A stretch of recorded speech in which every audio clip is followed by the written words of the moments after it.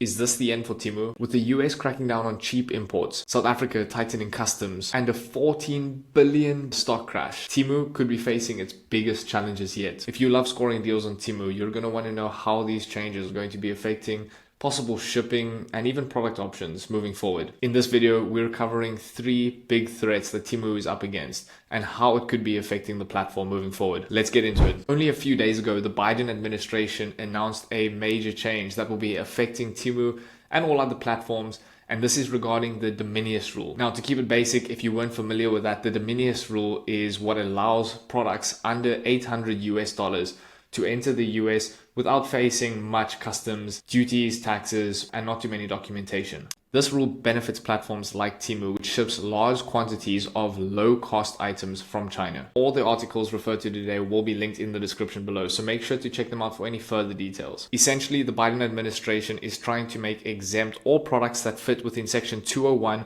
or 301 of the Trade Act, or all Sections 232 of the Trade Expansion Act. Section 301 alone covers about 40% of all US imports, including a whopping 70% of all textiles and apparel coming from China. If finalized, these goods will no longer be eligible for the de minimis exemption. With stricter enforcement, Temu could face higher import taxes and safety regulations, leading to price hikes and longer shipping times. For buyers, this means Temu could become far less attractive for shopping for those deals, mostly because of increased costs and decreased efficiency. Now, the US is not the only government that has been cracking down on platforms like Temu. South Africa has also made some major changes in the last month too. South Africa's tax authority, SARS, is closing in on online retailers like Temu and Shein to enforce import duties. Right now, many products sold by these platforms manage to slip through customs, paying minimal taxes, allowing them to offer the extremely low prices we've gotten used to. In South Africa, the de minimis rule applied to items under 500 Rand,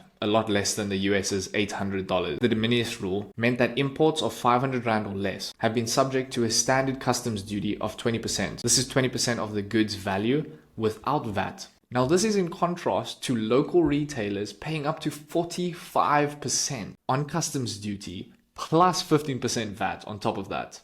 That is crazy. However, as of September the 1st, 2024, SARS modified the way that import duties and VAT are calculated on these goods. Specifically, they implemented that VAT needs to be added to the current 20%. Now, this was only a temporary measure for them. And by the 1st of November, 2024, SARS plans to reconstruct the 20% flat fee so that it better aligns with the WCO categories, which is the World Customs Organization. With these new rules in place, Temu could be forced to increase the prices and slow down the shipping times. And like Americans, South African buyers may find Temu far less competitive compared to local retailers than it once was. Now, if the increase in VAT and import duties wasn't enough, Temu's founder lost 14 billion US dollars in one day due to shares decreasing. Temu's parent company, Pinduoduo, or PDD, saw a massive value stock drop by more than 14%. Several factors contributed to this, including weaker than expected quarterly returns, growing investor concerns, and rising competition in the global e-commerce space. In particular, and I quote,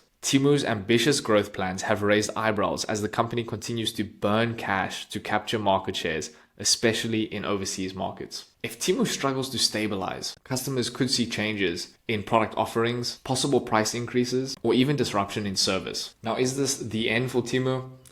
I don't think so.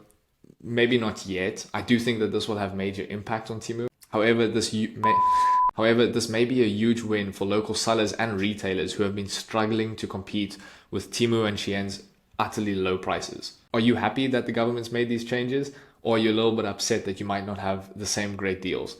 Let me know in the comments below. See you in the next video.